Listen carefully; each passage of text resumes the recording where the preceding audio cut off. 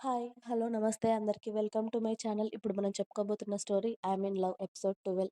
Story చదివే ముందు ఛానల్‌ని తప్పకుండా కొత్త వాళ్ళందరూ సబ్స్క్రైబ్ చేసుకొని మాత్రమే చదవండి.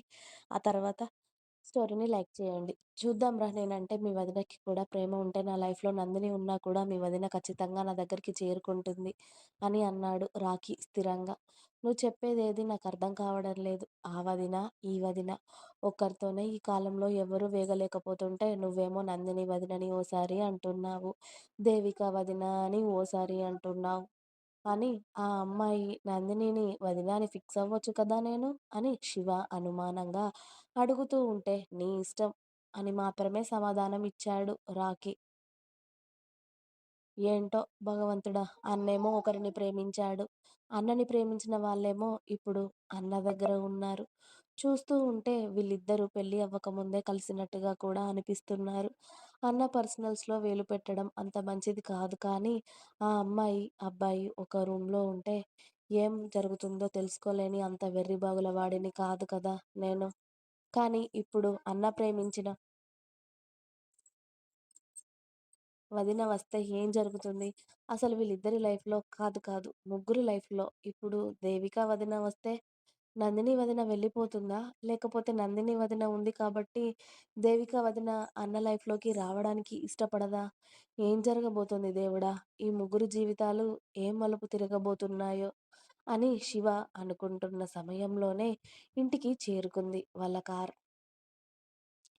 నందిని అప్పటి వరకు ఇల్లంతా చూసి అప్పుడే సోఫాలో కూర్చోవడంతో మెయిడ్ ఆమెకి జ్యూస్ తీసుకొచ్చి ఇచ్చింది. రాకీ కార్ సౌండ్ వినగానే వాళ్ళందరికీ కూడా జ్యూస్ తీసుకొస్తూ ఉంటుంది. రాకీ కూడా వచ్చి నందిని పక్కన కూర్చోగానే మెయిడ్ అందరికీ జ్యూస్ ఇచ్చి వెళ్ళిపోతుంది.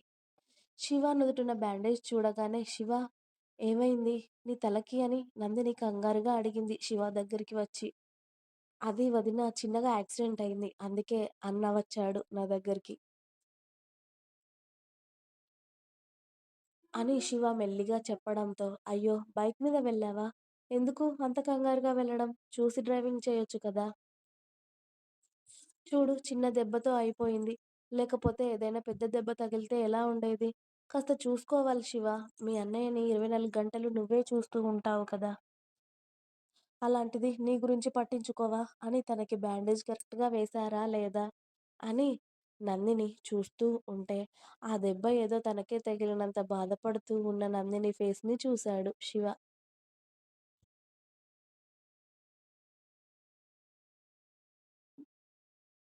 పర్లేదులే ఇప్పుడు బానే ఉంది. ఈవినింగ్ చెప్పు నేను కట్టు మారుస్తాను. అవును ఇంజెక్షన్ వేయించుకున్నావా?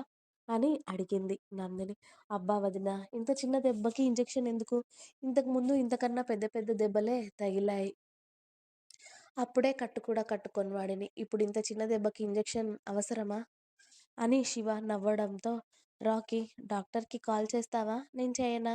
అని అడిగింది నందిని. అది కాదు వదిన అని శివ ఏదో చెప్పబోతూ ఉంటే, ఇన్ఫెక్షన్, సెప్టిక్ వాటితో పాటు ఇంకా బోలెడు వస్తాయి. ఇప్పుడు నువ్వు ఇంజెక్షన్ వేయించుకోకపోతే అని నందిని నడుము మీద 2 చేతులు పెట్టుకొని చెప్పేసరికి, రాకీ వెంటనే డాక్టర్‌కి కాల్ చేయడం, డాక్టర్ వచ్చి శివకి ఇంజెక్షన్ వేయడం కూడా అయిపోయింది.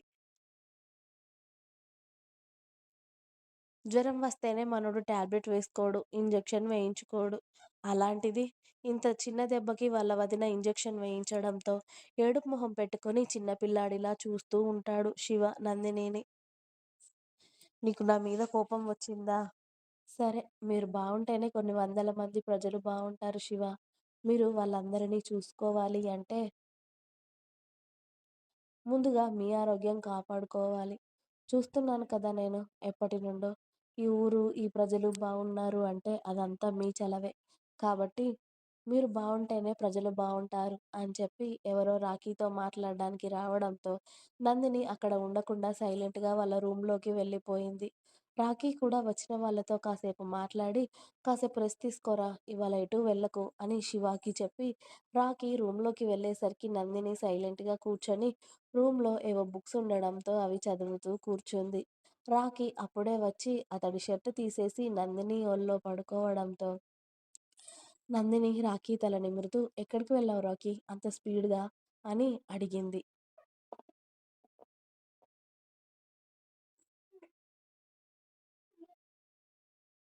శివ చెప్పాడు కదా! వాడికి చిన్నగా యాక్సిడెంట్ అయితే తీసుకురావడానికి అని చెప్పాడు రాకీ. ఆమె ఒళ్ళో పడుకొని. "నువ్వలా ఫాస్ట్‌గా వెళ్ళేసరికి నువ్వు వెతుకుతున్న అమ్మాయి దొరికిందేమో! అందుకే అంత త్వరగా వెళ్ళావనుకున్నాను రాకీ నేను" అని అంది నందిని. నందిని అలా అనగానే రాకీ కళ్ళు తెరిచి, "ఇప్పుడు నేను దాన్ని తీసుకొచ్చి ఇంట్లో పెట్టే వరకు నీకు మనసు ఆగేలా లేదు కదా! అంత కోరికగా ఉందంటే నేను దాని దగ్గరికి వెళ్ళాలి అని. వీడెలాగూ నన్ను దగ్గరికి తీసుకున్నాడు. ఆవిడెవరో వీడు వెతుకుతున్నది. వీడి దగ్గరికి రాకపోతే బావుండు అని అనుకోవచ్చు కదా నువ్వు. అలా ఎందుకు అనుకోవట్లేదు?" అని అడిగాడు రాకీ. నీ ఇష్టాన్ని నేను కాదు అనను అని ప్రతిసారి చెప్తూనే ఉన్నాను కదా రాకీ! నువ్వు ఆ అమ్మాయిని ఎంతలా ప్రేమించకపోతే, ఎంతలా ఇష్టపడకపోతే, అంతలా వెతికిస్తావు చెప్పు? ఇప్పుడు నేనున్నాను. నీకోసం నా ఇంటిని, నా వాళ్ళని అందరిని కాదు అనుకోని, అందరిని వదిలేసుకొని వచ్చాను. ఇప్పుడు నువ్వైనా, ఎవరైనా అంతే కదా! మన ఇష్టమైన వాళ్ళ కోసం ఏదైనా వదులుకుంటాం కదా! అంతే కదా! పైగా ప్రతిసారి నువ్వు తన కోసం మాట్లాడే అప్పుడు నీ ఫేస్ ఎంత బ్రైట్‌గా ఉంటుందో, నీ మొహం ఎంత సంతోషంగా ఉంటుందో. నేను చూస్తాను కదా! నువ్వంత అర్జెంట్‌గా వెళ్ళేసరికి అదే మాట అనుకున్నాను. శివ గురించి అనుకోలేదులే నేను. అయినా కాస్త జాగ్రత్తగా ఉండండి. మీరెప్పుడూ గొడవలు అంటూ తిరుగుతారు. అది యాక్సిడెంట్ లాగా నాకు అనిపించడం లేదు. ఎవరో కొట్టిన దెబ్బలాగే ఉంది. నేను మరీ అంత అమాయకురాలిని కాదులే. నాకే అబద్ధాలు చెప్తున్నారు అని అంది నందిని. నువ్వేదో అమాయకురాలివి అనుకున్నాను కానీ, ఈ రాఖీ గాడిని పడేసినప్పుడే నేను తెలుసుకోవాల్సిందే. నువ్వు పెద్ద ఖతర్నాక్ అని ఆమె నడుముని చుట్టుకొని పడుకున్నాడు రాకీ. మరుసటి రోజు ఉదయం హైదరాబాద్‌లో ఒక అపార్ట్‌మెంట్ సెకండ్ ఫ్లోర్‌లో ఉన్న ఒక డబుల్ బెడ్‌రూమ్ ఇల్లు. డోర్ నాక్ చేస్తూ ఉన్నాడు ప్రవీణ్. అతడు తలుపు తట్టగానే 5 నిమిషాల తర్వాత ఒక అందమైన అమ్మాయి వచ్చి డోర్ ఓపెన్ చేసింది. ఆ అమ్మాయి చూడ్డానికి అచ్చం బుట్ట బొమ్మలాగా ఉంది. క్రీమ్ కలర్ డ్రెస్‌కి రెడ్ కలర్ చున్నీ వేసుకొని చాలా అందంగా మెరిసిపోతూ ఉంటుంది. ఆ అమ్మాయి ప్రవీణ్‌ని చూడగానే "అన్నయ్య" అని అంది. అని ప్రవీణ్ ఇంట్లోకి వెళ్లి సోఫాలో కూర్చున్నాడు. అప్పటికే రాఖీ కొట్టిన దెబ్బలకి అక్కడక్కడ చిన్న గాయాలు అవ్వడంతో వాటికి బ్యాండేజ్ వేసి ఉన్నాయి. అవన్నీ చూసి "అన్నయ్య ఏంటి ఈ దెబ్బలు? ఏమైంది? ఈ తలకి దెబ్బేంటన్నయ్య?" అని ఆ అమ్మాయి కంగారుగా అడుగుతూ ఉంటే, "ఇంకెవడు ఆ రాఖీ గాడు కొట్టాడు. ఇంకెవడు ఆ రాఖీ గాడు కొట్టాడు. నిన్ను వెతకొద్దు. నీ జోలికి రావద్దు. అసలు నీ పేరు వాడి నోటి నుండి రావద్దు. నీ గురించి వాడికి ఎలాంటి అవసరం లేదు. నిన్ను మర్చిపోవాలి అని చెప్పినందుకు నన్ను ఇష్టం వచ్చినట్టుగా వాడు కొట్టాడు దేవిక" అన్నాడు ప్రవీణ్. "రాకీ నిన్ను కొట్టాడా? దానికి ముందు నువ్వేం చేశావో చెప్పన్నయ్య" అంది దేవిక. "నీ సొంత అన్నయ్యని నమ్మట్లేదు కానీ వాడినెవడినో ఆ రౌడీ గాడిని నమ్ముతున్నావా నువ్వు?" అన్నాడు ప్రవీణ్ కోపంగా చెల్లిని. రాకీ నార్మల్‌గా ఒక విషయంలో కలగజేసుకునే మనిషి కాదన్నయ్య. ఖచ్చితంగా నువ్వేదో చేసుంటావు. అందుకే రాకీ నీ మీద చెయ్యి చేసుకున్నాడు.